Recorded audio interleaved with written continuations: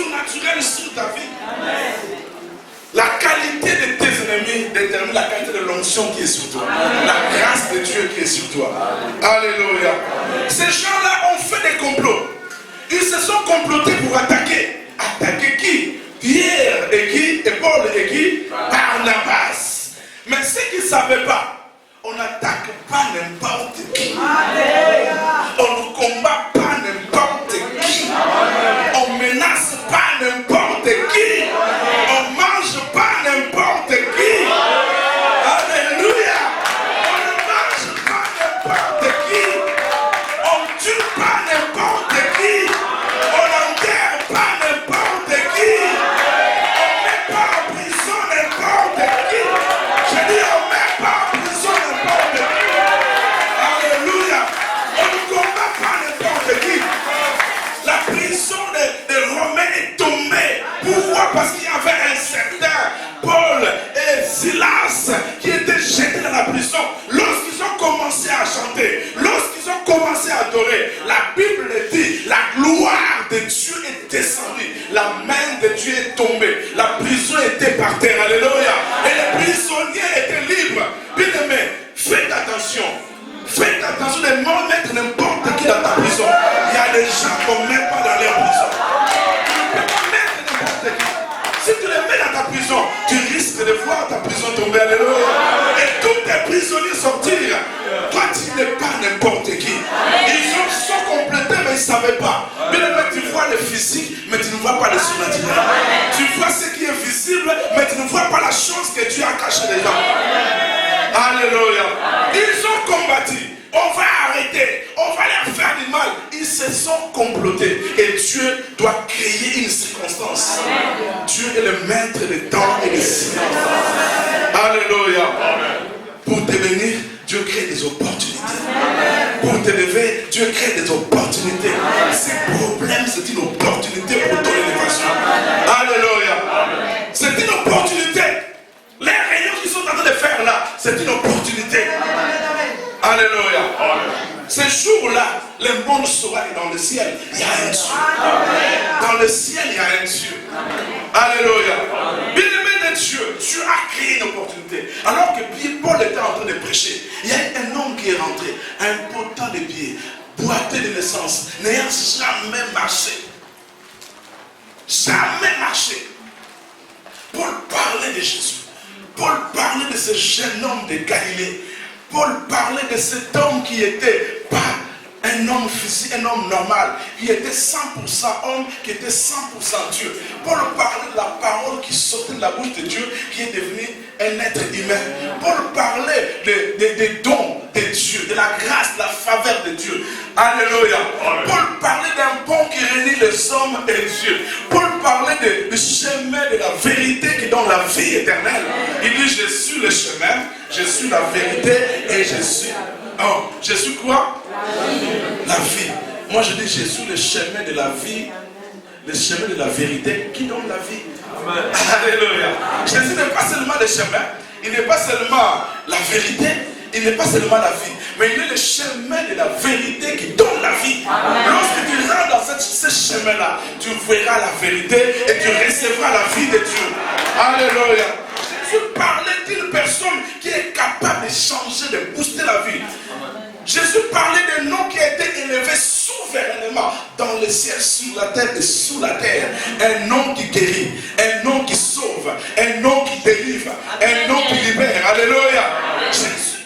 Paul parlait d'un nom qui s'appelle Jésus. Ce nom a été élevé dans le ciel, sur la terre et sous la terre. Quel que soit ton problème, lorsque tu te connectes avec ce nom-là, je dis, mon Dieu est plus grand que ton problème. Lorsque tu te connectes avec ce Dieu-là, avec ce nom-là, ce nom change ta vie. Paul parlait, il parlait. Cet homme impotent de pied, boiteux de naissance, n'ayant jamais marché. Il dit, mais il a comparé la vérité et la réalité. En réalité, je suis malade. En réalité, le docteur a dit, je ne peux pas marcher. En réalité, mes os sont déformés. En réalité, ma situation est impossible. En réalité, le médecin a dit, je mourrai avec ça. En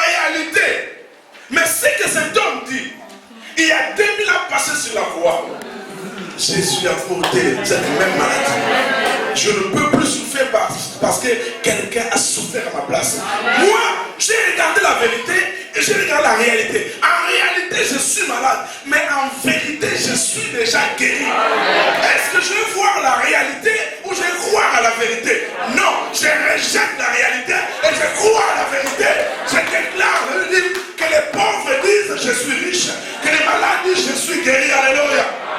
Quelle que soit ta situation, le jour où tu crois à la réalité de la parole de Dieu, la vérité de la parole de Dieu, la réalité lâche prise. Et dit, si tu crois aujourd'hui, c'est Jésus-là que Dieu a élevé souverainement, mais changer ta vie. Cet homme dit, je crois. La Bible dit, Paul était en train de parler, il a remarqué que cet homme avait la foi pour être guéri. Ce n'est pas la foi de Paul, c'est la foi de cet homme-là qui a fait des miracles. C'est la foi de cet homme-là. Cet homme s'est connecté, il a cru. Même s'il était malade, même s'il ne sentait pas son pied, mais il a commencé à dire, moi je crois que j'ai été déjà guéri. Moi je crois que ça, ce prix a été déjà payé. Je crois que je peux marcher. Je pensais peut-être que cet homme commençait à bouger son pied. Il bougeait son pied, il secouait son pied. Oh, Paul dit, mais c'est quoi ça? Qu'est-ce que je suis en train de voir là? Qu'est-ce que je suis en train de voir? Donc cet homme est en train de recevoir la foi. Bien aimé, la foi est visible. J'ai dit que la foi est visible. La foi ne se cache pas. Une femme de foi, même s'il souffre, vous sentez qu'elle a la paix. Un homme de foi, même s'il manque de rien, il sait que le soir, il aura quelque chose à manger. Ton présent ne te dit absolument rien. Mais je sais que dans le futur, Dieu fera de grandes choses. Celui qui sait qu'il va manger demain, il est content aujourd'hui. Même si aujourd'hui il n'a rien. Mais je dis qu'avant que le soir arrive, Dieu fera quelque chose. Et mon Rédempteur se lèvera. Le dernier, alléluia. Il me justifiera. Il me justifiera. Le problème, ce n'est pas celui qui vient avant. Non. Ce n'est pas celui qui vient pendant. Mais celui qui vient après. Le dernier. Qu'est-ce qu'il dira? 100 juges peuvent passer, mais le 101e juge qui passera, c'est lui mon Rédempteur. Amen. Même si le premier m'a condamné, ce n'est pas grave. Les deux hommes, ce n'est pas grave. J'attends mon Rédempteur. C'est lui qui prendra la dernière décision. Alléluia. Paul a regardé que cet homme avait la foi. Il lui dit, tiens-toi tes pieds. Alléluia. Et il lui dit que cet homme commence, se tenant debout, commence à marcher. Il sautait. Les gens disent, c'est pas possible. Moi, c'est la phrase que les gens ont dit. Il dit, les dieux sous forme humaine sont descendus parmi nous. Les dieux sous forme humaine sont descendus parmi nous. Alléluia. Amen. Je vais vous informer. J'ai une information ce matin à annoncer à quelqu'un. Dieu est dans le ciel, mais il y a aussi des dieux sur la terre. Amen. Les dieux sous forme humaine sont ici sur la terre. J'ai dit les dieux sous forme humaine sont ici sur la terre. Alléluia. Les dieux sous forme humaine, ce sont des humains, mais ce ne sont pas que des humains, ce sont des dieux. Ils sont ici sur la terre. Ils ont la capacité d'invoquer un homme puissant pour que les malades soient guéris. Ils ont la capacité d'invoquer un homme tellement puissant pour que la mort change à la résurrection, pour que les ténèbres changent à la lumière. Alléluia. Ils ont un pouvoir. Lorsqu'ils ouvrent leur bouche, ils invoquent ce nom-là. Ce nom s'appelle Jésus de Nazareth.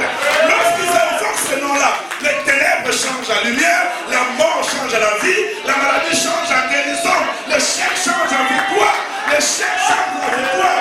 Alléluia. Ils ont un pouvoir. C'est Dieu sous forme humaine. Alléluia. Amen. Il y avait un secret. Ces deux hommes-là, Barnabas et Paul, avaient un secret. Le secret, c'est quoi? C'est ces grands jours-là. L'autre verset des Actes des Apôtres. Quelque chose s'est passé ce jour-là. Alléluia. La Bible dit, alors qu'ils étaient en train de jeûner, ils étaient en train de prier, Dieu dit, mettez-moi à part Paul et Barnabas. Alléluia. Mettez-moi à part. Oh, j'ai dit quoi? Mettez-moi à part. on ne combat pas n'importe qui. Renseigne-toi bien avant d'aller au combat. Renseigne-toi bien avant d'aller au combat. Jésus a dit, si tu veux faire une guerre, renseigne-toi bien, va voir l'armée, les armes de ton adversaire. Essaye de te renseigner bien. Sinon, avant de commencer, tu vas mourir déjà. Renseigne-toi bien. Est-ce qu'il a mon niveau? Est-ce qu'il a... Alléluia. Un caporal ne peut pas combattre un général. C'est pratiquement impossible. Non. Renseigne-toi bien. Dis au diable, renseigne-toi bien. Tu as peur. Dis-lui. Je voulais que tu lèves vraiment tes mains tout le temps. Il y a d'autres personnes qui ont peur de Satan parce qu'il va les menacer. Tu as peur? Non. Parce qu'il menace les gens là. Non, lève quand même. Dis ça bien avec fierté, avec sagata. C'est bien le temps. Dis-lui. Alléluia. Quelqu'un peut acclamer pour la gloire du Seigneur. Il faut bien te renseigner, bien-aimé. Il faut bien te renseigner. Il faut bien te renseigner. Il faut bien te renseigner. Comme mon fils Josué a dit, la fois dernière, il dit, Hérode a tué Jacques, mais il croyait qu'il pouvait tuer aussi Pierre. Alléluia. Arrivé dans la vie de Pierre, la Bible dit qu'un ange venait libérer Pierre. Tu peux tuer tout le monde, mais il y a des gens que Dieu ne peut pas. Tu peux manger 1000 personnes. Moi, je suis secrétaire général de Lucifer. J'ai mangé. Mais, bien-aimé, renseigne-toi bien. Oh, fais-le bien, renseigne-toi bien. Ah, dis bien non. Maman, dis ça bien. Alléluia. Renseigne-toi bien. Parce que tu ne sais pas qui est-ce que tu veux aller, avec qui tu veux aller au combat. Avec qui? Qui est-ce que tu veux choisir comme adversaire? Alléluia. Alléluia. Les fournaises ardentes. Lorsqu'on jetait les gens dans les fournaises ardentes, ça consumait tout le monde. Mais lorsque Meshach, Shadrach, Abednego ont été jetés, alléluia, ces trois garçons dans la fournaise, la puissance du feu était tellement élevée, mais Meshach, Shadrach, Abednego commençaient à danser dans le feu. Le feu brûle, le feu est en train de monter de niveau, mais ils sont en train de chanter et de danser. Mais les gens ne comprennent pas. Normalement, sa vie, normalement, ce qu'il vit là, il devrait se suicider. Mais comment est-ce qu'il est en train de sourire? Il est en train de danser? Il est en train d'être content? Non, mais on a envoyé des choses pour le détruire. Mais on ne comprend pas. Qu'est-ce qu'il fait? Alléluia. Tu ne t'es pas bien renseigné. Tu as choisi une très mauvaise adresse. Tu as mangé. Tu vas te manger toi-même maintenant. Au nom de Jésus. Alléluia. Tu vas te manger. Tu as détruit des églises, mais il y a église et église. Alléluia.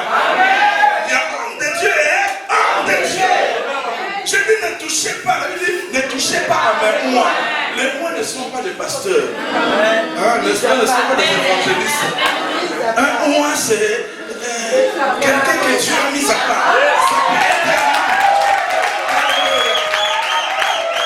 Ça peut être il est mis à part par Dieu. Il est loin de Dieu. Lorsqu'il est sur la terre, il n'est plus là. Le christianisme devient une religion. Alléluia. Sans l'onction, le nom du pasteur n'est qu'un titre. Pasteur Komachich. Procédé, envoûté. Lorsque l'onction laisse une personne, la personne est devenue comme Satan. Dangereux. Lorsque Dieu retire son onction dans la vie d'une personne, la personne est devenue comme Satan. Il restera en train de maudire les gens. Lorsque Dieu retire son onction, Saoul est possédé par les démons.